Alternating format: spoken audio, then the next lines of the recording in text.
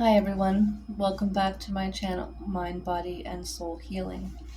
Today I'm going to be continuing to read from the book, The Body Keeps the Score. So I had actually done a video where I read all of chapter 1, and then after I finished reading the chapter, I realized that it took me about 50 minutes to read the chapter out loud. And where I wanted to do these sets of videos one chapter at a time, I just feel like 50 minutes is a lot. A lot to listen to something about trauma all at once, and also a lot of time to set aside in our often time constricted lives. So, throughout the book, throughout the chapter, there's little subcategories. So, I decided that I instead am just going to read to the next subcategory. And then, if you would like to hear the entire chapter and you have the time to, then you can just watch each subcategory within that chapter consecutively. So, chapter 1 is about lessons from the Vietnam veterans. There's 2 quotes here to begin. I became what I am today at the age of 12, on a frigid, overcast day in the winter of 1975. That was a long time ago, but it's wrong what they say about the past. Looking back now, I realize I have been peeking into that deserted alley for the last 26 years. Khalid Hosseini, The Kite Runner. Some people's lives seem to flow in a narrative. Mine had many stops and starts. That's what trauma does. It interrupts the plot. It just happens, and then life goes on. No one prepares you for it. Jessica Stern, Denial, a Memoir of Terror. The Tuesday after the 4th of July weekend, 1978, was my first day as a staff psychiatrist at the Boston's Veterans Administration Clinic. As I was hanging a reproduction of my favorite Bruegel painting, The Blind Leads the Blind, on the wall of my new office, I heard a commotion in the reception area down the hall. A moment later, a large, disheveled man in a stained 3-piece suit, carrying a copy of Soldier of Fortune magazine under his arm, burst through my door. He was so agitated and so clearly hungover that I wondered how I could possibly help this hulking man. I asked him to take a seat and tell me what I could do for him. His name was Tom. 10 years earlier, he had been in the Marines, doing his service in Vietnam. He had spent the holiday weekend holed up in his downtown Boston law office, drinking and looking at old photographs, rather than with his family. He knew from previous years' experience that the noise, the fireworks, the heat, and the picnic in his sister's backyard against the backdrop of dense early summer foliage, all of which remind him of Vietnam, would drive him crazy. When he got upset, he was afraid to be around his family because he behaved like a monster with his wife and 2 young boys. The noise of his kids made him so agitated that he would storm out of the house to keep himself from hurting them. Only drinking himself into an oblivion or riding his Harley Davidson at dangerously high speeds helped him to calm down. Nighttime offered no relief. His sleep was constantly interrupted by nightmares about an ambush in a rice paddy back in Nam, in which all of the members of his platoon were killed or wounded. He also had terrifying flashbacks in which he saw dead Vietnamese children. The nightmares were so horrible that he dreaded falling asleep, and he often stayed up for most of the night drinking. In the morning, his wife would find him passed out on the living room couch, and she and the boys had to tiptoe around him while she made them breakfast before taking them to school. Filling me in on his background, Tom said that he had graduated from high school in 1965, the valedictorian of his class. In line with his family tradition of military service, he enlisted in the Marine Corps immediately after graduation. His father had served in World War II in General Patton's army, and Tom never questioned his father's expectations. Athletic, intelligent, and an obvious leader, Tom felt powerful and effective after finishing basic training, a member of a team that was prepared for just about anything. In Vietnam, he quickly became a platoon leader, in charge of 8 other Marines. Surviving slogging through the mud while being strafed by machine gun fire can lead some people feeling pretty good about themselves and their comrades. At the end of his tour of duty, Tom was honorably discharged, and all he wanted to do was put Vietnam behind him. Outwardly, that's exactly what he did. He attended college on the GI Bill, graduated from law school, married his high school sweetheart, and had 2 sons. Tom was upset by how difficult it was to feel any real affection for his wife, even though her letters had kept him alive in the madness of the jungle. Tom went through the motions of living a normal life, hoping that by faking it he would learn to become his old self again. He now had a thriving law practice and a picture-perfect family, but he sensed he wasn't normal. He felt dead inside. Although Tom was the first veteran I had ever encountered on a professional basis, many aspects of his story were familiar to me. I grew up in post-war Holland, playing in bombed-out buildings, the son of a man who had been such an outspoken opponent of the Nazis that he had been sent to an internment camp. My father never talked about his war experiences, but he was given to outbursts of explosive rage that stunned me as a little boy. How could the man I heard quietly going down the stairs every morning to pray and read the Bible while the rest of the family slept have such a terrifying temper? How could someone whose life was devoted to the pursuit of social justice be so filled with anger? I witnessed the same puzzling behavior in my uncle, who had been captured by the Japanese in the Dutch East Indies, now Indonesia, and sent as a slave laborer to Burma, where he worked on the famous bridge over the river of Kwai. He also rarely mentioned the war, and he too often erupted in uncontrollable rages. As I listened to Tom, I wondered if my uncle and my father had had nightmares and flashbacks, if they too had felt disconnected from their loved ones and unable to find any real pleasure in their lives. Somewhere in the back of my mind, there must have also been my memories of my frightened and often frightening mother, whose own childhood trauma was sometimes alluded to and, I now believe, was frequently reenacted. She had the unnerving habit of fainting when I asked her what her life was like as a little girl, and then blaming me for making her so upset. Reassured by my obvious interest, Tom settled down to tell me just how scared and confused he was.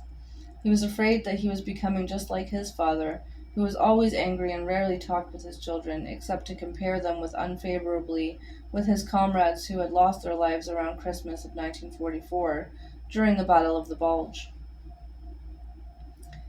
As the session was drawing to a close, I did what doctors typically do. I focused on the one part of the Tom story that I thought I understood: his nightmares. As a medical student, I had worked in a sleep laboratory, observing people's sleep and dream cycles, and had assisted in writing some articles about nightmares. I had also participated in some early research on the beneficial effects of the psychiatric drugs that were just coming into use in the 1970s. So while I lacked a true grasp of the scope of Tom's problems, the nightmares were something I could relate to, and as an enthusiastic believer in better living through chemistry, I prescribed a drug that we had found to be effective in reducing the incidence and severity of nightmares. I scheduled Tom for a follow-up visit 2 weeks later. When he returned for his appointment, I eagerly asked Tom how the medicines had worked. He told me he hadn't taken any of the pills. Trying to conceal my irritation, I asked him why. I realized that if I take the pills and the nightmares go away, he replied, I will have abandoned my friends and their deaths will have been in vain. I need to be a living memorial to my friends who died in Vietnam. I was so stunned. Tom's loyalty to the dead was keeping him from living his own life, just as his father's devotion to his friends had kept him from living. Both father's and son's experiences on the battlefield had rendered the rest of their lives irrelevant. How had that happened, and what could we do about it? That morning I realized I would probably spend the rest of my professional life trying to unravel the mysteries of trauma. How do horrific experiences cause people to become hopelessly stuck in the past? What happens in people's minds and brains that keeps them frozen, trapped in a place they desperately wish to escape? Why did this man's war not come to an end in February of 1969, when his parents embraced him at the Boston's Logan International Airport after his long flight back from Da Nang? Tom's need to live out his life as a memorial to his comrades taught me that he was suffering from a condition much more complex than simply having bad memories or a damaged brain chemistry or altered fear circuits in the brain. Before the ambush in the rice paddy, Tom had been a devoted and loyal friend, someone who enjoyed life with many interests and pleasures. In one terrifying moment, trauma had transformed everything. During my time at the VA, I got to know many men who responded similarly. Faced with even minor frustrations, our veterans often flew instantly into extreme rages. The public areas of the clinic were pockmarked with the impact of their fists on the drywall, and security was kept constantly busy by protecting claims agents and receptionists from enraged veterans. Of course, their behavior scared us, but I was also intrigued. At home, my wife and I were coping with similar problems in our toddlers, who regularly threw temper tantrums when they were told to eat their spinach or put on warm socks. Why was it then that I was utterly unconcerned about my kids' immature behavior, but deeply worried about what was going on with the vets, aside from their size, of course, which gave them the potential to inflict much more harm than my two-footers at home?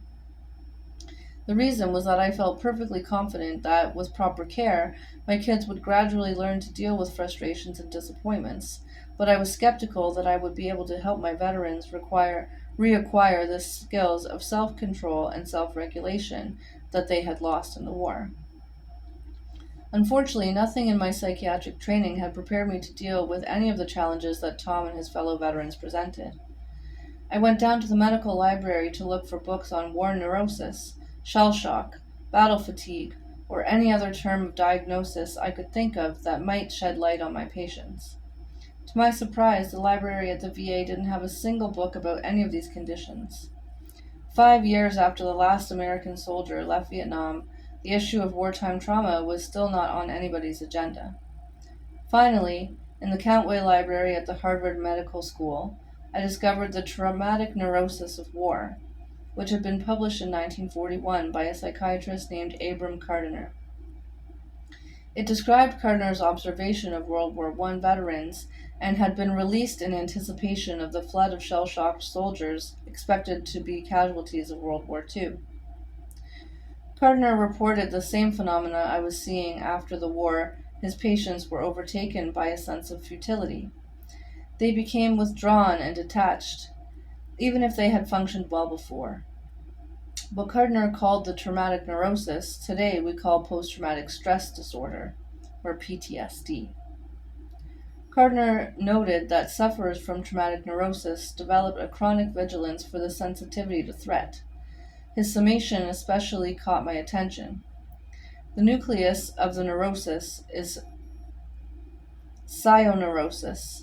In other words, post-traumatic stress isn't all in one's head, as some people supposed, but has a physiological basis.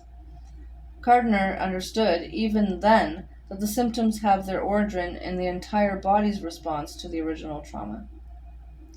Kardiner's description corroborated with my own observations, which was reassuring, but it provided me with little guidance on how to help the veterans. The lack of literature on the topic was a handicap, but my great teacher, Elvin Semrad, had taught us to be skeptical about textbooks. We had only one real textbook, he said, our patients. We should trust only what we could learn from them, and from our own experience. This sounds so simple, but even as Semrad pushed us to rely upon self-knowledge, he also wanted us to know how difficult that process really is, since human beings are experts in wishful thinking and obscuring the truth.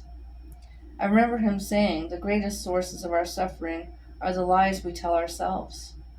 Working at the VA, I soon discovered how excruciating it can be to face reality. This was both for my patients and myself. We don't really want to know what soldiers go through in combat. We do not really want to know how many children are being molested and abused in our society, or how many couples, almost a third, as it turns out, engage in violence at some point during the relationship.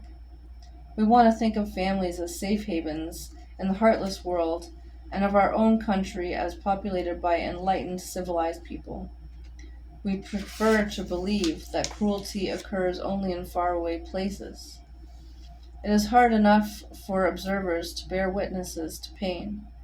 Is it any wonder, then, that the traumatized individuals themselves cannot tolerate remembering it, and that they often resort to using drugs, alcohol, or self-mutilation to block out their unbearable knowledge? Tom and his fellow veterans became my first teachers in the quest to understand how lives are shattered by overwhelming experiences, and in figuring out how to enable them to feel fully alive again. So that was the first part of chapter 1. Stay tuned. And thanks for listening.